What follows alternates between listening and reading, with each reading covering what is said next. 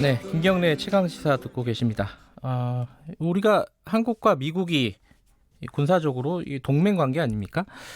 이게 한반도의 위기 상황이 오면은 한미 연합사가 이제 개입을 하고 이제 미국도 상호 개입을 하게 돼 있는 상황인데 지금은 그렇게 돼 있어요. 그게 동맹 위기 관리 각서라고 거기에 적혀 있다고 합니다.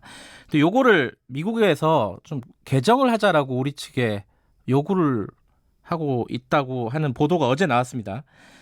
그러니까 이게 한반도의 위기가 아니라 미국의 위기 상황에서도 상호적으로 개입할 수 있다. 그러면은 해석을 미국이 이제 다른 외국에서 어떤 참전 상황이라든가 전쟁 상황이 발생하면은 한국군이 개입을 해야 되는 이런 상황이 올 수도 있는 거 아니냐 이런 우려도 나오고 있고요. 뭐 이게 사실은 지금 방위비 협상하고도 맞물려 있는 얘기라서 좀 파급력이 큰 것 같습니다. 오늘은 국회 국방위원회 안규백 위원장 연결해서 관련 얘기 좀 여쭤보겠습니다. 안녕하세요. 네, 국방위원장 안규백입니다. 반갑습니다. 예, 안녕하세요. 예, 어제 그 한국일보가 단독으로 보도한 내용이에요. 예. 미국이 유사시에 그러니까 이제 한반도 유사시가 아니라 미국의 유사시, 미국이 판단하는 유사시에 한국군이 개입할 수 있게 개정을 하자 각서를 요렇게 미국이 요구를 했다. 이게 사실관계 파악은 어떻게 좀 되셨습니까? 아주 그 민감한 외교 관계 내용인데요. 네. 지금 협의가 진행 중인 것으로 알고 있습니다. 네. 협상 초기 단계에 섣불리 예단하는 것은 금물이라고 생각을 하고요. 네. 그 내용을 보면은 확실치가 않는 내용이 이게 예. 미국의 본토인지 예. 유사시인지도 아직 명확하지 않습니다. 음흠. 그래서 한미 동맹의 근간은 조금 전에 말씀했다시피 상호 방위 조약의 근간이거든요. 예. 이것을 바탕으로 해서 이제 한반도는 태평양 지역으로 한정돼 있습니다. 예. 그러니까 우리가 유엔 목적에 부합하도록 활동돼 있는데 이를 바탕으로 해서 좀 합리적으로 어떤 협의가 좀 진행돼야 되지 않냐 이렇게 생각하고 있습니다. 네. 근데 이제 지금 우리 정부는 그러니까 군 당국은 여기에 대해서 맞다 아니다 이렇게 좀 명확하게 또 반응을 하지 않고 있습니다. 뭔가 얘기가 오갔다는 뜻으로 해석할 수도 있는 거 아니에요? 정확하지는 않습니다만은 네. 어쨌든 간에 이런 정보가 어떤 경로로 나갔는지 잘 모르겠는데요. 네. 이런 부분에 대해서는 명확하지 않는 이런 외교 부분에 대해서는 언론 정보가 언론사에서 수집을 하되 네. 그것을 자제하는 것이 옳지 않나 이렇게 생각합니다. 예. 지금 뭐 협상 중이고 대화 중이다 이런 뜻으로 그렇습니다. 말씀하시는 거죠? 아주 민감한 내용이지 않습니까? 예. 미 본토인지 아니면은 유사시 태평양 지역이 아닌 뭐 대서양이랄지 혹은 뭐 호르무즈 해협이랄지 뭐 이렇게 확대되는 것인지 이것도 명확하지 않기 때문에 이건 예민한 상황에 대해서는 국가적 안보 상황에 대해서는 좀 자제해야 되냐 이렇게 생각을 합니다. 예. 이게 근데 이미 이제 보도가 나왔고 예. 최근에 이제 미국의 어떤 정책적인 흐름, 대외 정책적인 외교 정책적인 흐름하고 좀 맞물려서 이제 좀 증폭이 되는 것 같아요. 이 뭐냐면 트럼프 대통령 같은 경우에는 이게 자기 군사비를 외국에 쓰는 걸 굉장히 아까워하는 얘기를 계속 하지 않았습니까? 예. 그러니까 한국에 대해서도 마찬가지고요. 그러니까 미국이 한국을 지켜주니까 니들도 미국이 뭔가 어려울 때 지켜줘라. 뭐 개입을 해달라, 도와달라, 뭐 이렇게 서로 동등하게 좀 가자, 뭐 이런 뜻으로 미국 측 입장에서 보면은 해석할 수 있는 거 아니냐?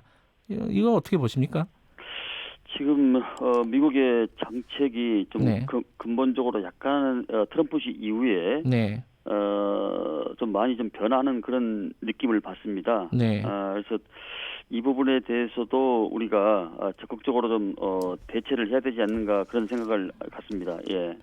근데 지금 그게 방위비 분담금 협상을 하고 있잖아요. 우리랑 미국이랑. 예. 우리는 뭐 한 1조 정도 생각하고 있는 것 같은데 미국은 초반에 지금 6조를 얘기를 꺼내놓고 있는 상황입니다. 그죠? 예. 그러니까 이런 부분들하고 맞물려서 좀 협상이 어렵지 않겠느냐 이런 생각이 좀 들어요. 저는 이 방위 분담금에 대해서는 네. 아주 깊은 관심을 가지고 있는데요. 네. 구체적으로 이 부분에 대해서 제가 좀 말씀을 드리면은 네. 이 미국과의 상당한 저는 금액의 갈등의 그 큰 간극의 차이가 있다고 생각합니다. 네. 한미 양국이 우리가 명심해야 될 것은 한미 동맹은 단순한 동맹을 넘은 어떤 가치 동맹이거든요. 네. 근데 이것을 어떤 장사같이 이렇게 그 서로 간의 협정을 장사로 생각하면 이건 안 되는 것이거든요. 근데 지금 현재 트럼프 정부 이후에 네. 지금 이 구체적인 이런 사례를 가지고서 논한다는 것은 저는 상당히 좀 어불성설이다. 이것은 동맹의 가치를 좀 손상시키는 것이 아닌가. 이것은 한미 동맹의 큰 방향의 틀에서 네. 인식을 해야지 어떤 그런 일전 부분을 가지고서 이걸 해석하면 안 된다 이렇게 생각을 합니다. 예. 그러니까 또 이 문제 역시 우리가 시간에 쫓겨서는 안 되고요. 좀 예. 여유를 가지고서 저는 긴 협상을 해야 된다고 생각하고 있습니다. 근데 이게 방위비 협상은 이 시간에 쫓길 수밖에 없잖아요. 매년 해야 되는 거고.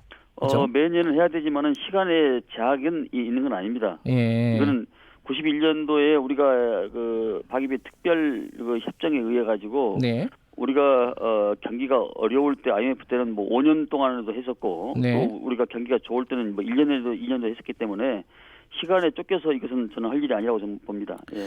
오늘 중앙일보 기사를 보면요. 예. 그러니까 전략 자산 있지 않습니까? 예컨대 예. 뭐 괌에서 날아온 폭격기 비용까지 과대 계산해서 달라. 지금 이렇게 요구를 하고 있다는 얘기예요. 지금 중앙일보 기사는. 예. 그러니까 이 지금 위원장님 말씀은 우리도 우리 요구를 당당하게 하고 협상이 좀 길어져도 그거를 좀 인내하자. 뭐 이런 말씀으로 들리는데 맞나요? 그렇습니다. 예. 예, 우리가 그냥 주는 것이 아니고 네. 또 기존에 우리가 지금 직간접 비용이 2015년도 기준으로 약 한 5조 5천억 정도가 있거든요. 간접 비용이. 네. 예, 그것도 일반 국민들한테 저는 알릴 필요가 있다고 생각합니다. 네. 지금 한반도에서는 지금 우리가 방위비 분담 협상금이란 게 91년부터 그게 시작된 것인데요. 네. 그 내용을 보면은 구성비가 인건비하고 군사 건설비, 군수 지원비 이 세 가지 항목인데 지금 조금 전에 말씀했다시피 작전 지원 항목이 포함돼서 뭐 항공모함, 예. 전략자산 그러니까 일종의 무기 체계죠. 무기 네. 이것이 한반도에 전개되는 비용까지 좀 줄하는 건데 네. 어쨌든 간에 이것이 좀 합리적이고 좀 공정한 방향으로 저는 좀 나가야 된다고 생각을 합니다. 예. 예. 최근에 그 전략자산 전개를 거의 안 한 상황인데도 이거를 돈을 이렇게 올려서 달라고 하는 거는 좀 무리한 주장 아니냐. 뭐 이런 의견들이 있습니다. 무리한 것을 넘어서 이해할 수 없는 그런 부분이죠. 먼저 국민들의 공감대가 형성이 돼야 되는데 네. 그것이 국민들의 공감이 형성이 될지 모르겠어요.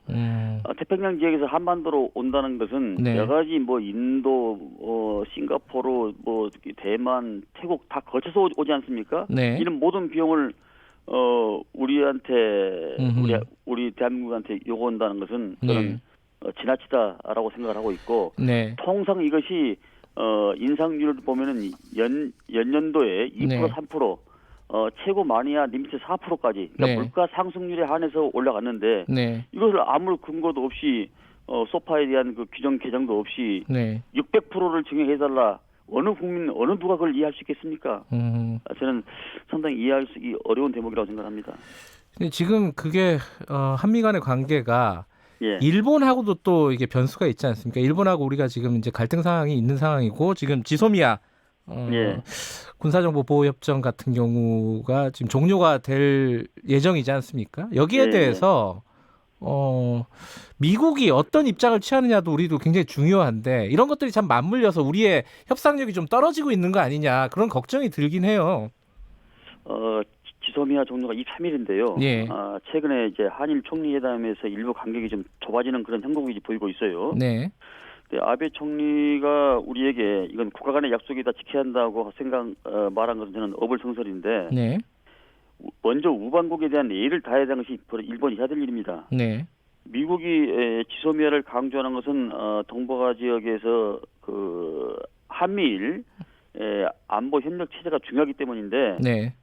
안보의 협력은 상호 신뢰가 기본이죠. 네. 근데 한미 동맹을 추구를 해서 동북아 영내 안정을 추구하되 이제 시간이 좀 한 달 이상 남았지 않습니까? 네. 그러니까 우리는 일본한테 최대한 그 성의를 보였고 또 대화를 하자고 촉구를 했기 때문에 일본 역시 좀 전향적인 시각으로 나가야 되고 더불어서 미국은 일본에 대해서는 편향적 시각을 가질 것이 아니라 균형과 조화 아래서 동맹국에 대한 입장을 저는 취해야 된다라는 그런 생각을 갖습니다. 네. 어차피 이것이 미국 입장에서는 미국의 MD 체계의 어떤 그 한미일 편입을 위해서 그 강하게 주장하고 있는 것이기 때문에 어느 나라의 어느 지역에 편향된 것이 아니고 균형 감각을 가지고 해야 된다라는 것이 기본적인 인식입니다. 근데 지금 러시아하고 중국 항공기, 군용기가 우리 카디즈 방공 식별 구역을 잇따라서 지금 침범을 하고 있습니다. 이런 사람이 좀 한반도에 약간 위기감 같은 것들이 있어서 미국의 어떤 입장이 굉장히 중요한 상황이 아니냐 이런 생각도 좀 드는데 이건 어떻게 보고 계십니까? 중국과 러시아 쪽 얘기는? 중국과 러시아는 지금 특히 미국은 중국의 확장 세력에 대해서 상당히 경계를 하고 있습니다. 네. 근데 그 사실관계를 말하자면은 지난번에 그 중국이 우리한테 그 사전에 통보 없이 카디지를 진입을 했지 않았습니까? 네. 근데 사실 그건 카디지를 진입을 한 게 아니고 네. 우리 군이 물어보니까 그 왜 들어왔냐고 경위를 물어보니까 예전과 달리 중국이 우리한테 성실히 설명을 해준 거거든요. 네. 그렇기 때문에 그건 카디지에 대한 그 진입은 도발이 아니고 네. 2012년도 이후에 양국 간에 그 한라인이 설치돼 있고 또 5년 만에 어떤 그 우리 재개된 한중 국방 전략 대화에 의해서 상호 신뢰가 높아진 것이죠. 예. 예. 지금 그러니까 중국하고 러시아가 의도적으로 이런 위기감을 조성하고 있다. 이렇게까지는 보시는 건 아닌가요? 의도적으로는 저는 그렇게 생각하고 있지는 않습니다. 예. 무엇보다도 러시아에 대한 이런 중국에 대한 그런 문제는 우리 군의 그 확고한 역량이 예전과는 달리 강화됐던 것이고 그것을 네. 여실히 보여주는 거거든요. 네. 근데 중국과 러시아가 하나의 그 군사적인 협력을 이룬 것은 이런 한반도 영내 사정뿐만 아니라 미국에 대한 그런 견제적인 심리가 작동했다 이렇게 지금 보고 있는 겁니다. 예. 알겠습니다. 지금 시간이 없네요. 마지막으로 지소미아 종료일이 23일이라고 하셨잖아요. 11월. 예. 그 전에 이게 해결될 가능성은 어떻게 보세요? 간단하게 좀 말씀해 주시면. 뭐 해결될 기미가 잘 보이지는 않습니다만은 일본 역시 한국이 먼저 네. 어떤 입장을 좀 취해라 이렇게 이야기하고 있지 않습니까? 예. 그것은 상호가 다른 인식의 차이가 크기 때문에 네. 우리로서는 최소한 성의를 가지고 대화에 임하는 자세가 중요하다 그렇게 네. 판단합니다. 쉽게 풀릴 문제가 아니라고 봅니다. 알겠습니다. 여기까지만 듣겠습니다. 고맙습니다. 예. 안규백 국회 국방위원장이었습니다.